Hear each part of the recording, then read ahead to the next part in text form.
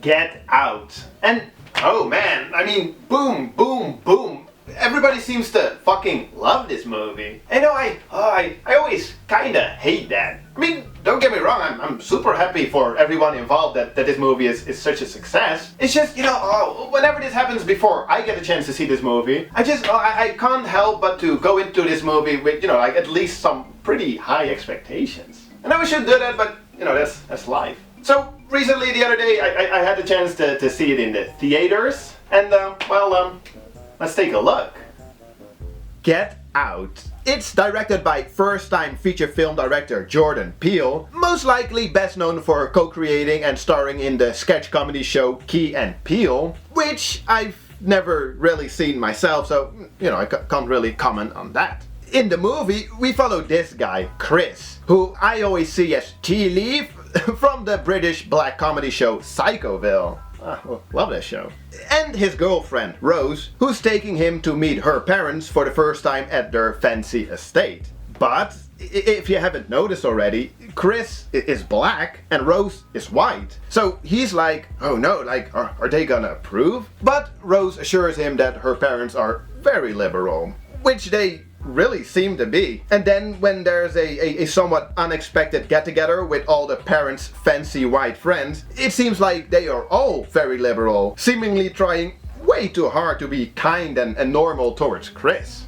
Anywho's, Chris notices some strange, odd behavior from the only 3 other black people at the estate, the 2 housekeepers and one of the guests, and, well, before you know it, it all gets a little too crazy. Which I don't want to spoil. So, obviously, racism is one of the themes in this movie, and that's great. It's just, I really hope that it's not the main reason that people are praising this movie like crazy. I mean, sure, I get that this movie can be seen as a satire, that it probably is a satire on the white liberals who think that they are like super progressive, but they try way too hard, and because of that they become like unintentionally racist. That it's like a social commentary on that, on like casual racism. And I have no problem with that. Like as an underlying message, I like that. It's good. It's just, to me personally, it's not what makes this movie great. I personally mostly just appreciate it for its creepiness, especially when it gets a little mysterious. The whole like, okay, so what is actually going on here? I mean, Tea Leaf, he gives a pretty good performances. It's like you can almost feel his uncomfortableness, if that's a word. He did a great job. And then, further into the movie when the whole like mystery is revealed, it's I did like it. I mean, it was, it was okay. It just didn't blow me away. And because of that, in the end, it just left me thinking like, okay, so why did this movie get this universal acclaim again? Oh, yeah, and then there's Chris's BFF, Rodney, whose sole purpose in this movie seems to be comic relief.